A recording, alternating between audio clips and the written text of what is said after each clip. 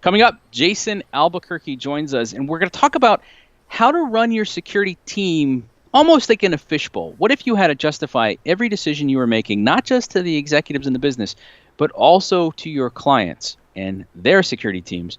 Well, Jason's going to tell us how that works and what you can learn from that. And then we're all going to dive into some of these insights to elevate your performance, including how do you develop empathy for someone you don't actually like? Business Security Weekly starts now. This is Security Weekly, for security professionals, by security professionals. Broadcasting live from G-Unit Studios in Rhode Island, it's the show where we explore the business of security to improve the security of business. Your trusted source for actionable insights on leadership, communication, and innovation. Get ready for Business Security Weekly. Do you have a website, an external presence, employees, an office? Any of these things can be compromised and attacked. How are you defending your assets? Have you penetration tested your public assets? Start 2018 by taking a proactive approach to securing your vulnerable areas. Black Hills Information Security has been helping companies find their weaknesses since 2008. Email consulting@blackhillsinfosec.com and see how they can help you sleep better at night. Today's determined attackers easily bypass even the most advanced network defenses. Trying to ramp up staff to detect their backdoors can cost thousands of dollars and take months, even years. With Active Countermeasures AI Hunter, we enable junior analysts to detect even the most advanced backdoors in a matter of hours. Sign up for a demo and purchase our product today by visiting activecountermeasures.com/BSW. Active Countermeasures. Make every analyst a hunter. Are you getting pressure to improve your data security? Would you like a faster, easier, better way to patch? Then you need to check out Automox. Automox is a cloud-native platform that patches and manages every endpoint, even remote servers and devices, including Windows, Mac, Linux, and third-party software from a single dashboard. Improve your cyber hygiene, reduce your attack surface, and save 90% of the effort you spend patching. Automox, your patching system of record. And welcome. We made it to Q4. It's October 1st. Business Security Weekly, episode 101. Still Michael Santarcangelo, your straight talking guide to elevated performance, accelerated results. We got a great show for you. And it's the first time in months Paul and I are back together. Paul, it is so good to see you again. It's nice to have you here, Michael, and be on the same show, finally. So it's awesome. I know, it's crazy, right? We used to talk about the fact people had to, like, you know, you and I were on a direct pipeline talking every day. And here it's been months. It's been one crazy summer, not to steal from John Cusack and Demi Moore, but right. So there we go. So on tap today, we got a fun conversation. In fact, we just got into it before we started here, and I'm amped about this. Since he's sitting next to you, do you want to introduce Jason? Yes. My good friend Jason Albuquerque is here with us. Now, Jason and I we've been fellow Rhode Islanders for a while. Absolutely. I think we might have crossed paths. We have earlier. The days of ocean times. In our careers. And I don't know how we connected. You reached out, and we realized that we'd worked in Rhode Island. I saw you at the Newport event that we had around the OSINT. Yes. So yeah. And so Jason's here. He's the CSO of Carousel Industries. And Jason and I got talking. I was like, wow, that's a really interesting role, Jason. Yeah, I'm like, you're in security. You're a security leader here in Rhode Island. I'm like, you have to come on the show. Yeah, so you may see Jason come back. Oh, I'd love to. It's a pleasure to be on 101. I love it. Yes. The 101st, and you guys are back together. So that's is great. It. Yeah. So it's interesting. Rhode Island history. We talked about Atreon and Ocean. Those were all local Rhode Island companies. Now, Ocean was the nonprofit that I worked for. Right. Atreon was then folded into Carousel Industries. Yes, we were acquired by Carousel. And Carousel is a managed services provider? Was that be the correct term for it? So we're a managed service provider, and we're also a professional services organization. All IT, basically any vertical you can think of except for application development. Yeah. So your traditional unified communications, networking. We do some security side of the house as far as like relationships with the Cisco's and the Fortinets of the world and things of that nature. It's interesting as just to give some color locally here in Rhode Island. I'm driving to what is the ski area? Yagu, because they all different activities in the summer and in the winter for kids. Yep.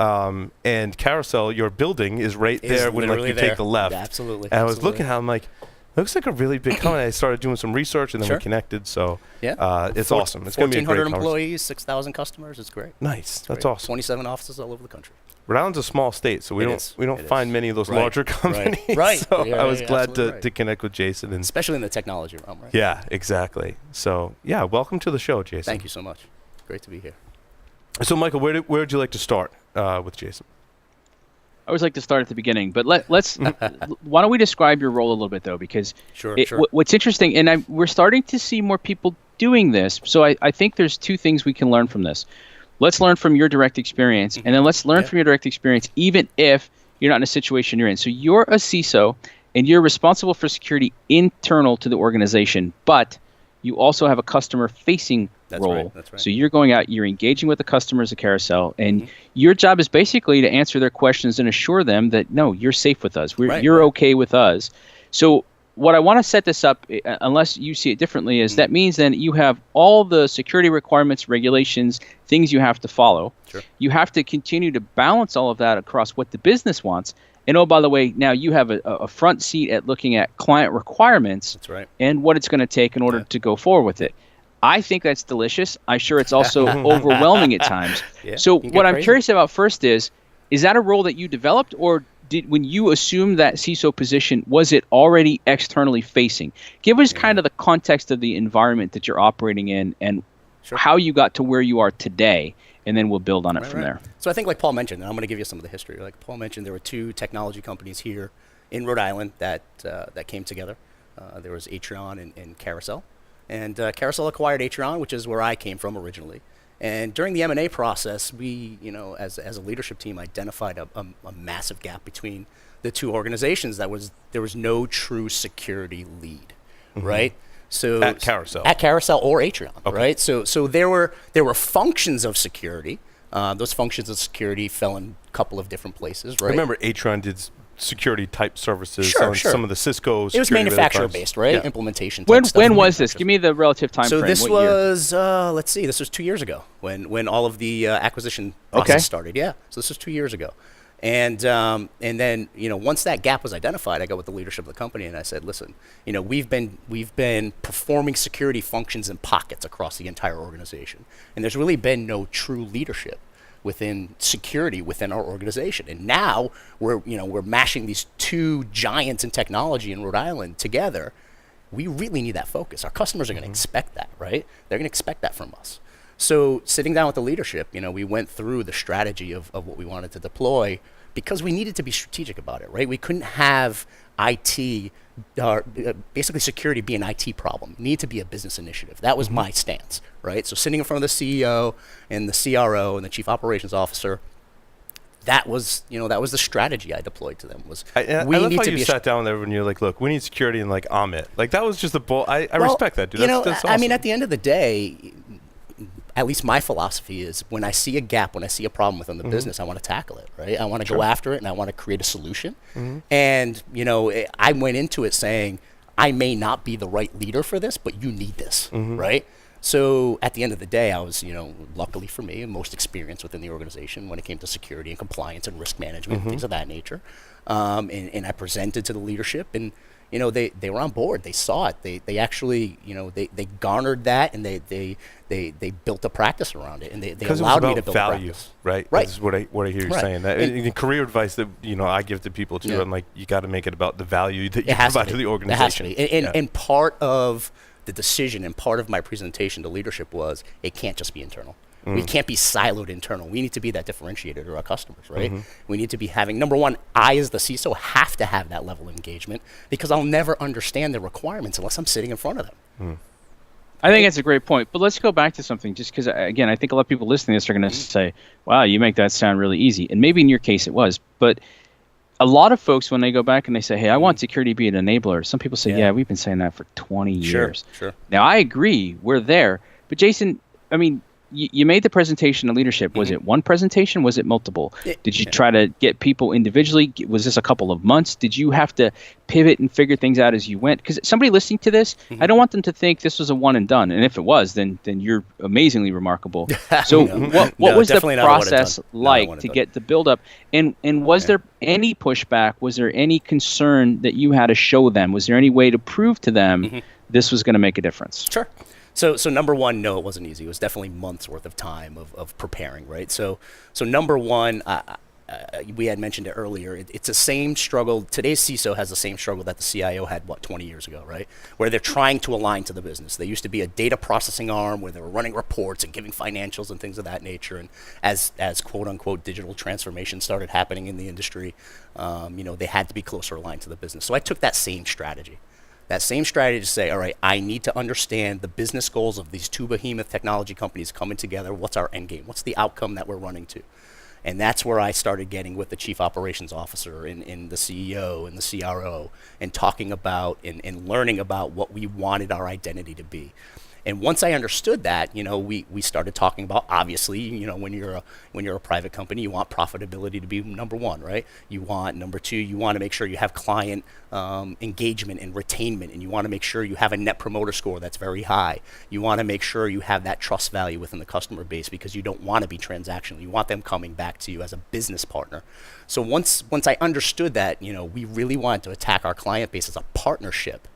That's when I had mentioned we need to become a center of excellence, right? We need to be that model for our customers, right? Yep. We need security to be that center. So let me ask one more question, because we had a great discussion last week with Scott King, and he was talking about how do you break down those silos and go talk to other parts of the business. I saw that. And it was great. When we're thinking about this, it almost sounds like you went to these different groups and said, hey, we're coming together. I'm involved in security. What's important to you, right? My favorite, what problem are you trying to solve? But it doesn't sound like you let out and said, hey, I'm Jason. I'm from security. We're awesome. Let me tell you what you need to do. No. You took the opposite approach, right? Tell me what's important to you, and then looked at the trends. Did I pick that up right? You're 100% correct, right? So for me, the most important thing that I can do as a leader within the organization is, number one, build trust. And it's trust within the other leaders within the organization, and trust between Carousel and our customers' leaders, right? Because we're sitting in front of CIOs, we're sitting in front of CISOs and VPs of technology, and building that trust was very important for me. There's no way that we can become a center of excellence and help guide our customers in the right direction if we don't have that trust level. So for me, I mentioned it earlier, I need to understand what our other departments need. I need to understand what our customers need. And that's what I align to. Those are my business objectives, right? What the customers need, what our business needs. And I align everything we do to that. No, I love that. So one more, because I'm always curious. It's not so complicated that this isn't possible doing it. But so Jason, when you reached out to people, were you using the cover of we're merging, hey, I want to understand what you're doing? Or I'm really curious, pinpoint, how did you approach these different people and get that first meeting? What got them to say, sure, I'll give you 20 minutes, 30 minutes, an hour, whatever they did? How did you get those first meetings to get that information? Well, at the end of the day, it's understanding what department you're talking to too, right? I mean, the way I approached IT and the way I approach HR are two different conversations that I'm about to have, right? So approaching, our executive in the IT realm was, hey, listen, I'm here to help you. Right? Because I know you're in the run every day, you're keeping the lights on, you need to make sure you're transforming the business on a daily basis, and security is going to kind of be that second fiddle, right? Because you're always reporting to the CEO, and what your metrics to the CEO are is how are you transforming the business with technology? And security is not going to be focus, and that's my focus. So how can I help you as a business partner within our organization make sure that while you're transforming with your technologies that you're deploying throughout the organization, that security is coming first. So how can I help you be ahead of the game so that we're not going back, right? Because we could do a project, roll out whatever initiative we want, and then all of a sudden there's a security issue. We fail a scan, something happens, right? And now they're ringing the bell. It impacts the business. Absolutely. Now you're shutting things down, you're locking down access to things, right? We don't want to be doing that. That's bad busy. We talked about bad busy earlier, right? So the value add is stick security in the front.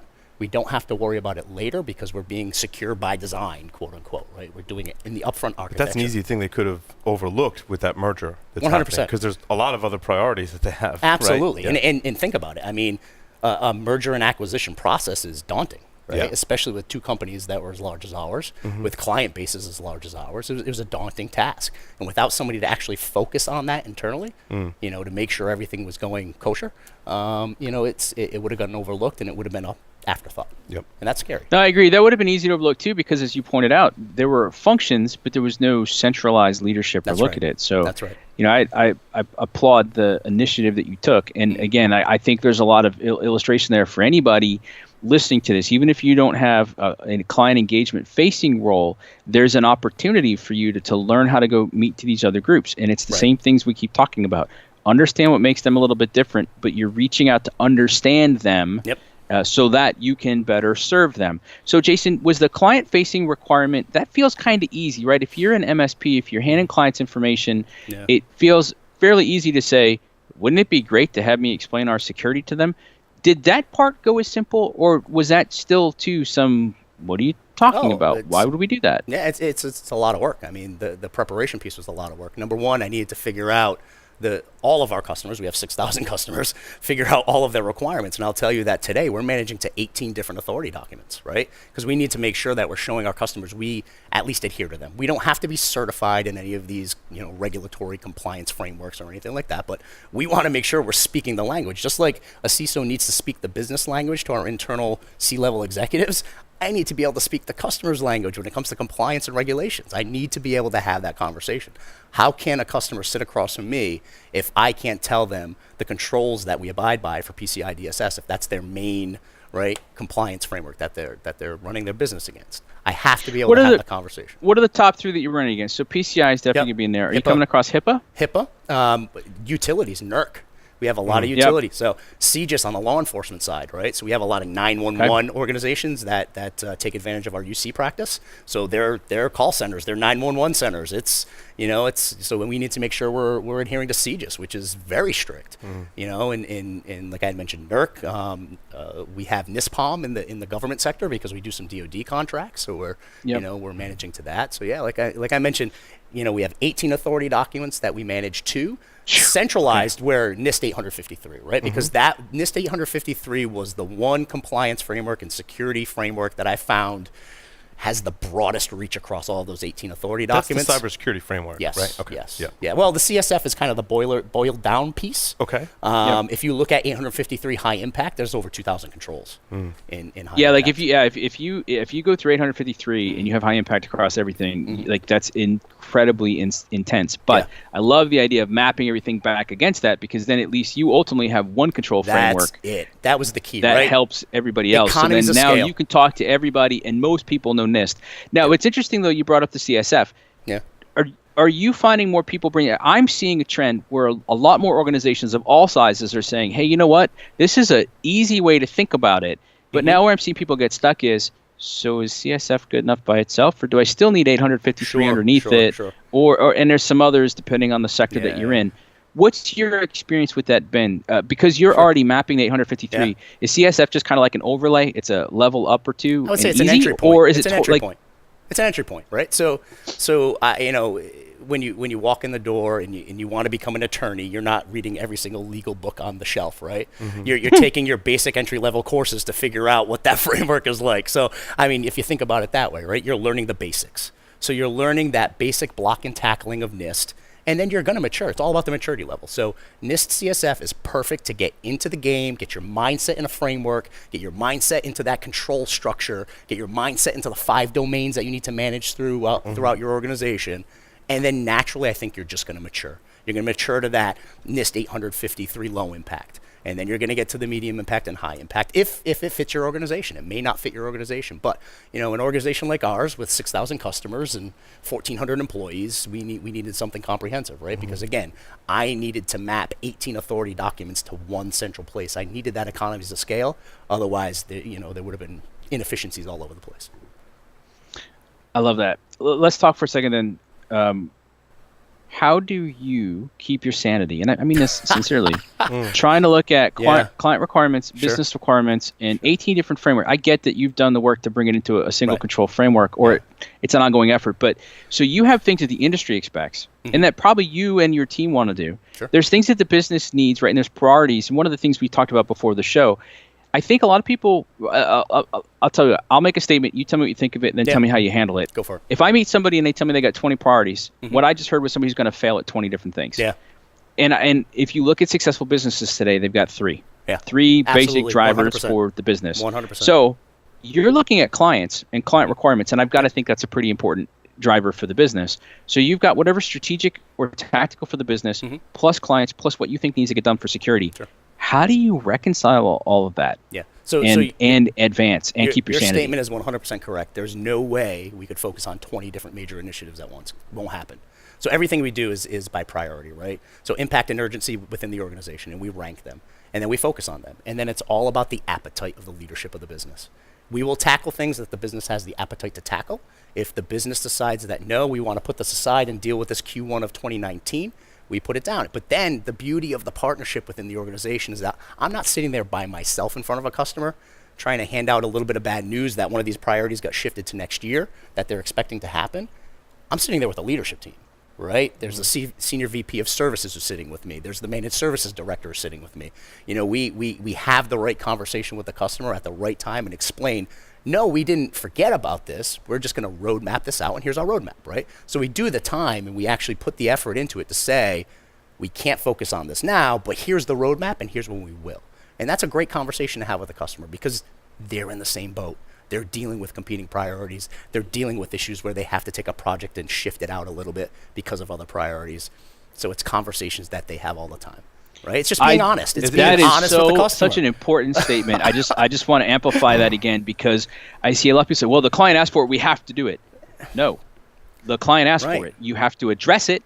Right. You have to go have a conversation. Absolutely. It's probably fair to say, hey, guys, what problem are you trying to solve? And I see this a lot now times where somebody will come in and say, well, we do HIPAA, so you need to be high trust certified. Whoa. Right. How much does that cost? How much HIPAA business are you doing? Guys, what problem are you trying to solve? That's you right. know, and so I love your approach because if you can at least say to them, okay, I've mapped across the control frameworks. I understand what you're asking.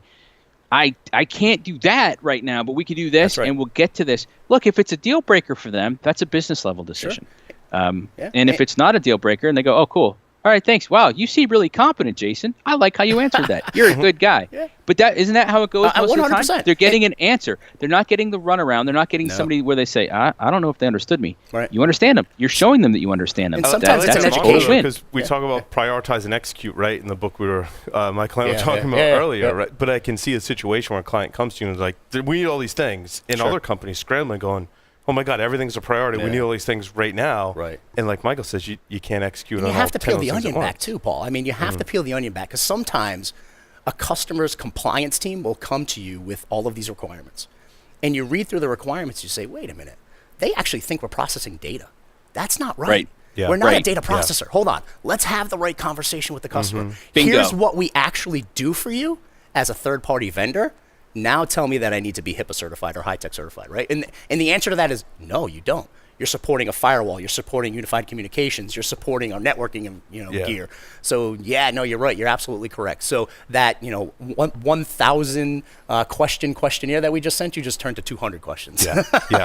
I was gonna say you can wipe out 75% of the requirements. By the way, only 20 of them actually matter. That's right. That's right. And here's the 20 that matter. No, but you're right. And Paul, look. So I'll.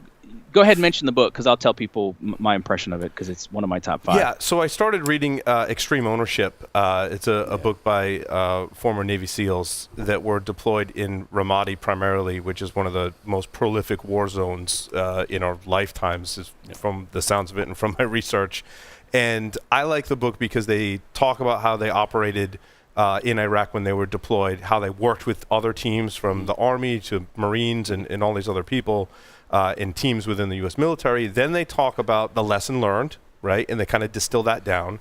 But then they've also have been, since they've left the SEALs, been business consultants. They'll talk about the same topic in the context of, as we were just talking about, when a client comes to you with all the requirements and you're trying to, they'll put it in a business context all from real world experiences on the battlefield and in business. And that's the part I think I like. I mean, the lessons are awesome, but the way they walk you through it is really awesome as well. And one of the lessons is about prioritizing and executing. Sure. And when you put that in the battlefield, that's life or death. Life or death, 100%. You're right? pinned down in a building, which is often the case, and they've got multiple problems. You take the highest priority one and you address it, right? Yeah. And so there's a lot of lessons like that. I really am really digging this book. It's yeah, got absolutely. A big recommendation. And honestly, I think my military experience helped me with you were that. in the Marines? Right? I was in the Marine Corps, Yep. and I think my military experience helped build that structure and that ability to compartmentalize things and prioritize things and put them in the right order.